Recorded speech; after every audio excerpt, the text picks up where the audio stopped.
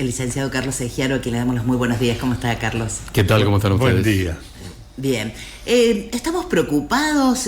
¿Cómo después de la apertura de sesiones de ayer en donde el presidente habló de lo que se viene un poquito, cómo va a impactar en nuestros bolsillos? Empezamos directamente con ese tema. Sí, el alumno podría mirar o el análisis hacerlo sobre el corto plazo, que puede pasar en los próximos meses, tal como están planteadas las cosas, o mirar en el largo plazo, como el presidente se supone que es liberal. En esos términos, los liberales miran siempre el largo plazo y prometen que en el largo plazo todo se va a acomodar. Cuando él dice la apertura económica le genera beneficios a la gente, y en realidad si bajan los precios de los productos importados, una persona, como dijo anoche, deja de gastar tanto en textiles, por ejemplo, y puede destinarlo a otra cosa. La apertura económica es virtuosa en ese punto. Es una lectura de largo plazo, es decir, todo se va a acomodar en el largo plazo. Hay empresas que se van a caer, otras se van a crear, digamos, y en el largo plazo todo va a salir bien. El largo plazo se mide en años. Claro. Y en algún momento dijo, los resultados de esta política económica se van a ver en décadas.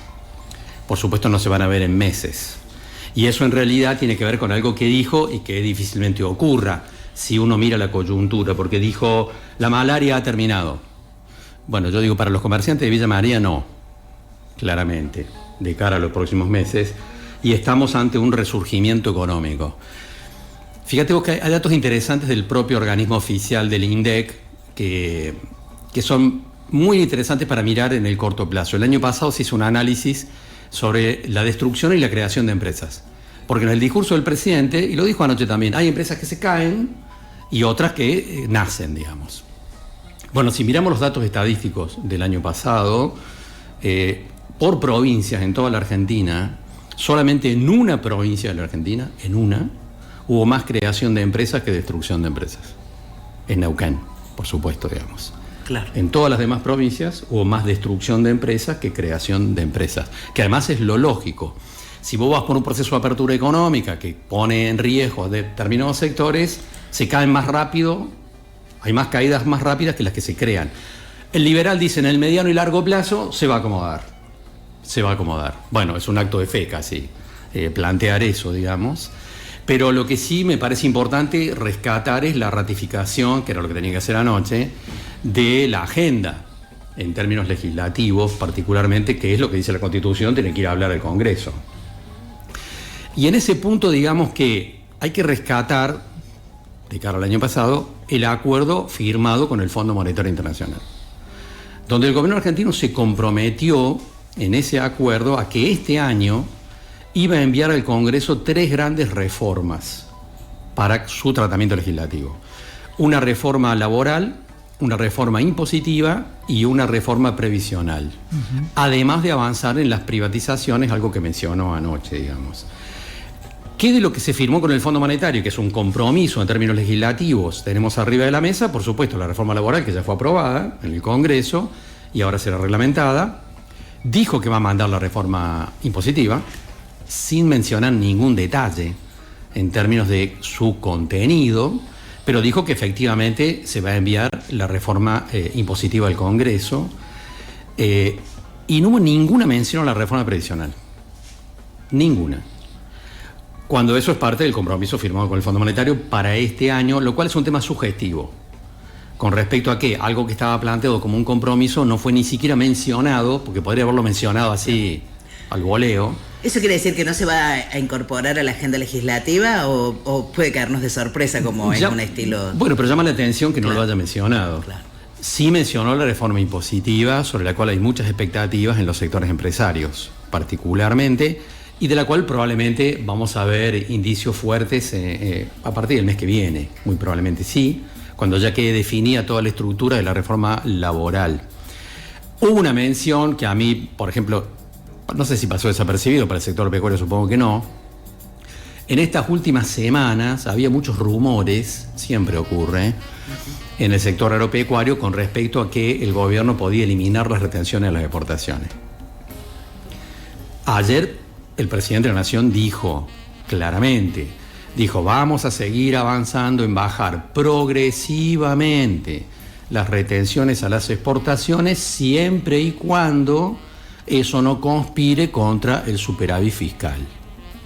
Bueno, fue algo concreto, como fue planteado, claro. O sea, no hay, el que estaba con la expectativa de la eliminación de retención a las importaciones, está claro que no va a haber eliminación de las retenciones, puede haber en los próximos meses alguna baja adicional, pero cuando el presidente dijo ayer, siempre y cuando eso no ponga o comprometa el superávit fiscal, y la recaudación impositiva se viene cayendo hace 7 meses, todos los meses, de tal manera que suena como algo que relativiza, incluso que pueda bajar gradualmente. Ahora, hay cosas que ratificó que son obviamente muy fuertes, que se va a continuar con la apertura económica, que no hay marcha atrás con la apertura económica, que va a seguir el proceso de desregulación a cargo de Sturzenegger, todo el proceso de regulación que estamos viendo, eso va a continuar por supuesto y es una pieza clave, digamos, que acompaña la apertura económica. Ejemplo, hace 20 días hubo un decreto que autoriza la importación de medicamentos, insumos veterinarios, perfumes, etcétera, etcétera,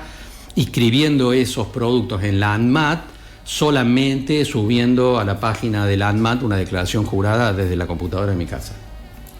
Lo cual obviamente agiliza fuertemente la importación, y lo que estamos viendo, eso lo estamos viendo en maquinaria agrícola, lo estamos viendo claro. En un montón de segmentos. En el caso de medicamentos, por ejemplo, veterinarios, supone ciertos riesgos si no hay un control previo.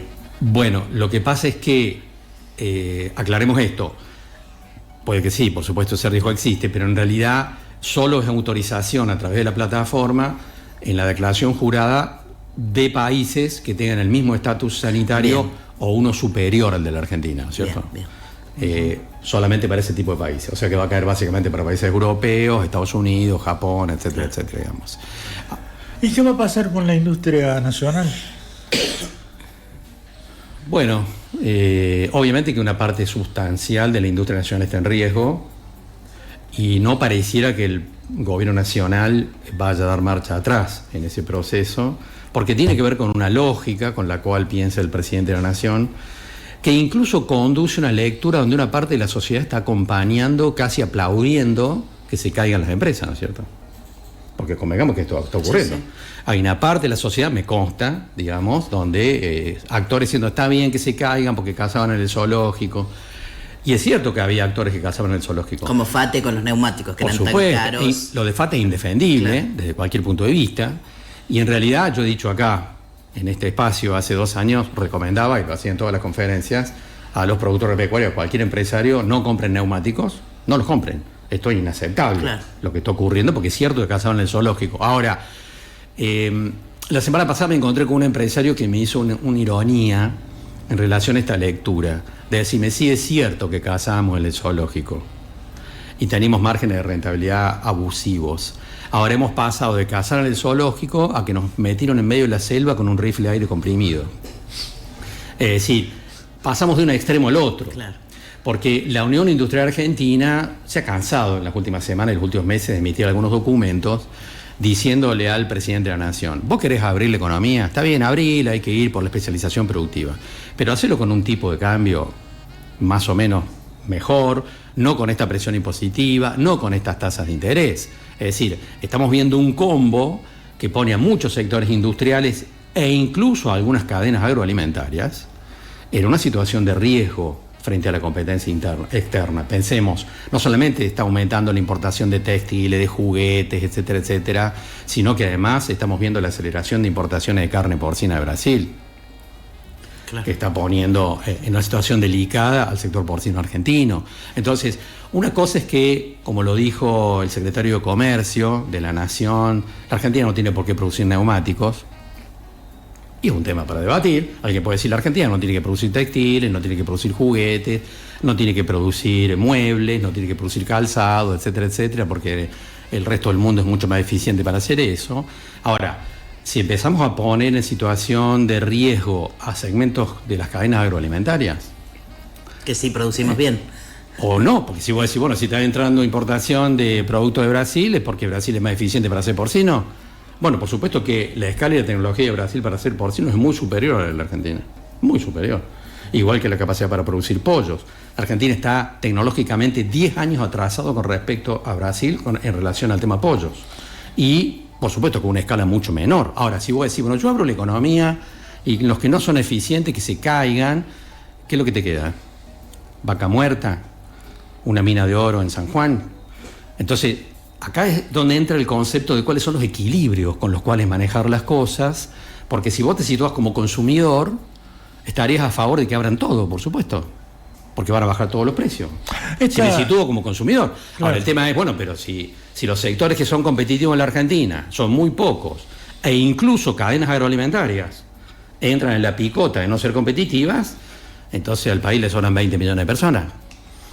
Es un tema complejo, digamos, que requeriría lo que hacen otros países cuando definen políticas de apertura, hacerlo de una manera ordenada, de una manera relativamente planificada. Yo me he cansado de rescatar estos últimos tiempos, parece mentira, a Mauricio Macri y su plan de transformación productiva del 2016. Porque en el 2016 Macri presentó y empezaron a llevar adelante una política de apertura económica, pero que tenía una estrategia de planificación que establecía que se iba a acompañar a determinados sectores para que se transformaran.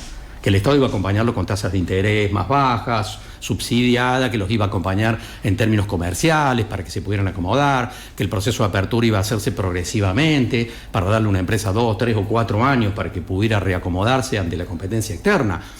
Hoy el plan productivo de Macri del 2016 parece para el presidente de la Nación como que fue hecho por comunistas. Pero reflejaba en realidad una lectura, es decir, bueno, la Argentina viene de un extremo de bloquear todo, de defender todo, sí, es cierto que viene de eso, y que eso no es muy razonable en términos internacionales. Ahora, eso es pasar, lo que estamos viendo es pasar de un extremo al otro, donde el proceso de apertura además viene acompañado de un dólar barato, de alta presión impositiva y de tasas de interés muy altas, es como que se está exponiendo a un montón de sectores productivos, incluyendo cadenas agroalimentarias, a una situación de vulnerabilidad que obviamente es peligrosa. Sejero, usted cuando habla de la caída de las pymes y de las empresas, etcétera, etcétera, está hablando de puestos de trabajo que se caen y de 20 millones de personas que estarían de más. En un extremo, ¿no es cierto? Un extremo, sí, en obviamente. ¿Esto pone en riesgo la paz social? Y no soy un experto en este tema, digamos, pero es una posibilidad, ¿no es cierto? Obviamente que es una posibilidad. Yo me encuentro con empresarios que frente a este proceso, esta semana en una reunión con productores lácteos en la zona de Porteña, Mar Chiquita, un empresario del sector lácteo, el sector lácteo está en problemas, serios problemas, como los porcinos y otros sectores más, y en ese plano este empresario decía, y los que tenemos más de 50 años sabemos que esto va a terminar mal. En realidad, todos los colapsos que vimos antes, el final de la convertibilidad, el propio problema que tuvo Macri en el 2017-2018, o la caída, digamos, después de la dictadura militar, digamos, de todos los problemas, son colapsos que se produjeron por un estrangulamiento en el mercado de cambios. Te quedaste sin dólares. Es decir, abriste la economía furiosamente, en un momento te quedaste sin dólares, pediste prestado, ya no te prestan más, entonces viene un golpe devaluatorio y una hiperinflación. Todos los fracasos anteriores del proceso de apertura, el punto de inflexión estuvo dado porque te quedaste sin dólares y entonces explotó todo. Esta vez puede ocurrir lo mismo y esta vez puede que no. ¿Por qué? Porque hay sectores emergentes como el sector minero, el sector energético, el sector petrolero, que están empezando a generar fuertemente divisas. De tal manera que no necesariamente esto termina de la misma manera que el plan de convertibilidad en términos de apertura, porque tenemos estos sectores emergentes que evidentemente, digamos, van para adelante y son generadores de divisas. Ahora, vos tocaste el otro punto. Esto puede terminar mal en el frente social. Puede terminar mal por una situación, digamos, complicada desde el punto de vista social, porque los sectores emergentes, como estos que hemos mencionado, son capital intensivos.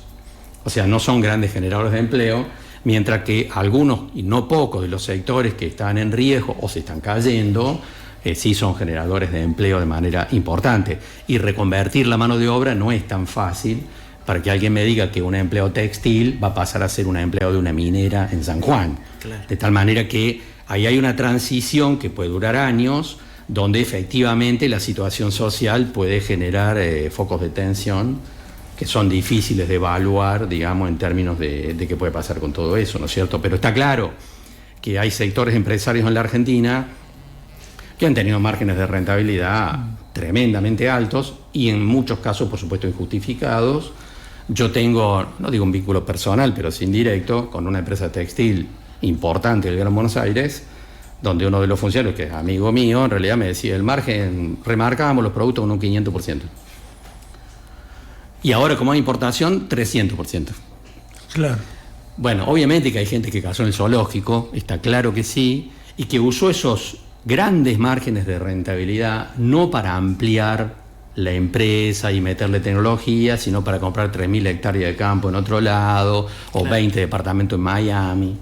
De tal manera que, obviamente que hay sectores empresarios que son difíciles de defender en este contexto, aunque alguien me dirá, bueno, ¿había apertura económica para el sector de maquinaria agrícola? Sí. ¿Está en riesgo el sector de maquinaria agrícola argentino? Por supuesto que sí.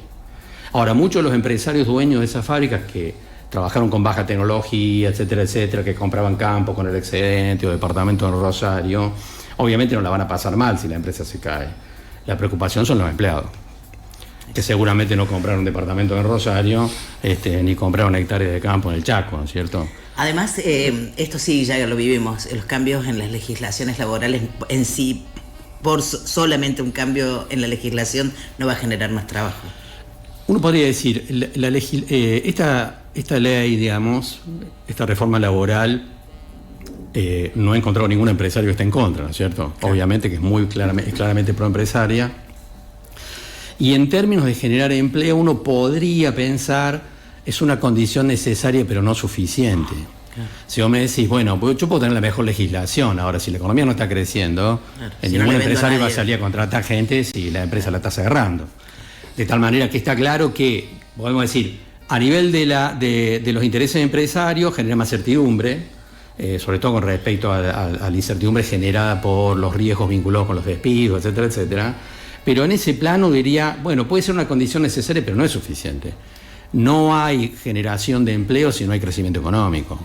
Esto está claro, digamos. Y por lo tanto, uno podría pensar que la reforma laboral es un complemento de otra situación, que es que la economía esté creciendo, cosa que no está ocurriendo, aunque estadísticamente se lo pueda mostrar, porque cuando el presidente dice la economía creció el 4% el año pasado. Bueno, creció el sector minero, el sector energético, el sector petrolero. Hay una manera confusa de calcular el sector financiero. Hay crecimiento del sector financiero. Bueno, no sé, la gente no sé si ha visto esto como un elemento positivo, digamos, el año pasado.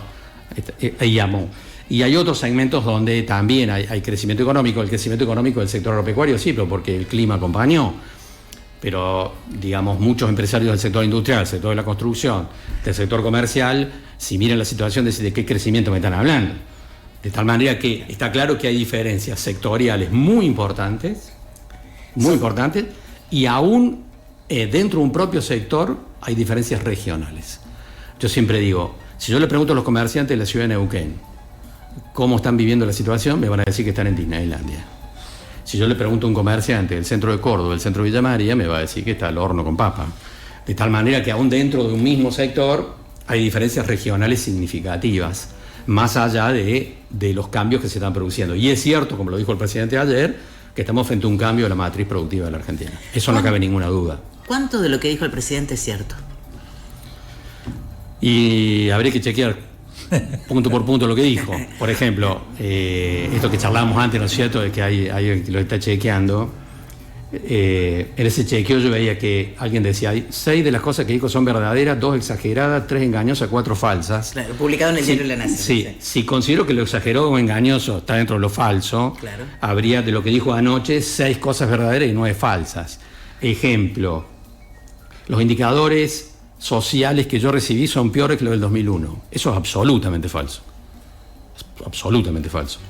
El nivel de pobreza en la Argentina en el 2001, al fin del 2001, llegaba al 50%, y el nivel de indigencia al 25%. Milei no recibió una cosa así.